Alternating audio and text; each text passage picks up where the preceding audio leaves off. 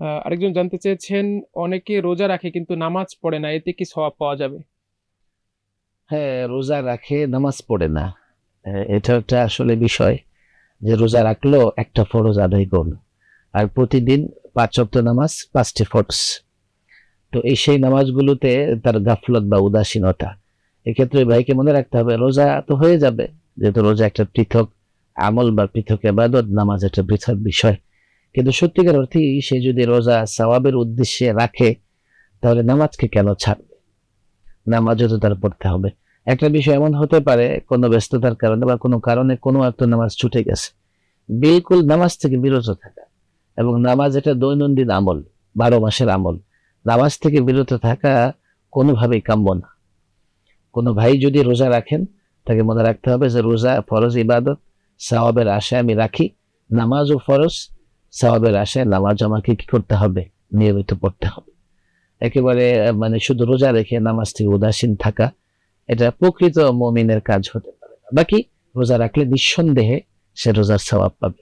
যেমন কেউ কখনোই নামাজ পড়ে না, হঠাৎ নামাজে দাঁড়াই গেছে, এসে নামাজের সওয়াব কি করবে? সে পাবে। আল্লাহ তাবারক ওয়া তাআলা বান্দার কোন একটা আমলকেও নষ্ট করবেন না। ক্ষুদ্র থেকে ক্ষুদ্র আমল যা আল্লাহর জন্য করা হয়, বান্দা এর বিপরীতে সওয়াব পেয়ে যাবে। তারাবির নামাজের 4 রাকাত পর পর দোয়া পড়া কি খুবই জরুরি? তারাবির নামাজে 4 রাকাত পর পর তারাবিহ বা তারবিয়াহ, তারাবির নামাজে আমরা 4 রাকাত পর পর একটু বিরতি নেই। এই বিরতির সময়টা আপনি কি করবেন?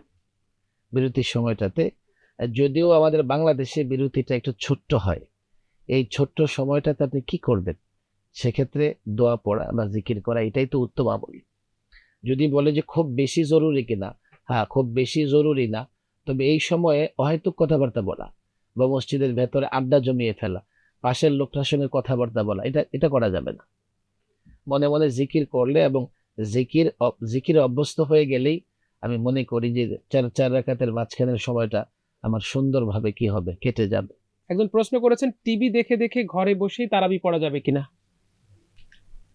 টিভি দেখে দেখে তারাবি পড়া কিভাবে, মানে টিভির পেছনে দাঁড়ায়া ইমাম সাহেবের ইক্তেদা করবে এমন? হ্যাঁ, যে আমি টিভি দেখে ইমাম সাহেব রুকুতে যাচ্ছে, আমি রুকুতে যাব, ইমাম সাহেব সেজদায় যাচ্ছে, আমি সেজদায় যাবো, ইমাম সাহেব দাঁড়াচ্ছে, আমি দাঁড়াবো, এইভাবে ইক্তেদা করার কথা হয়তো সে বলতেছে। না, এটা কোনোভাবেই ইমামের ইক্তেদা বিশুদ্ধ হবে না। ইমামের ইক্তেদা বিশুদ্ধ হবার জন্য ইমামের পেছনে কাতারের ইত্তেসাল, কাতারের একটা সংযুক্তি থাকার, মানে খুব দূরে থেকে ইমামের পেছনে ইক্তেদা করার কোনো সুযোগ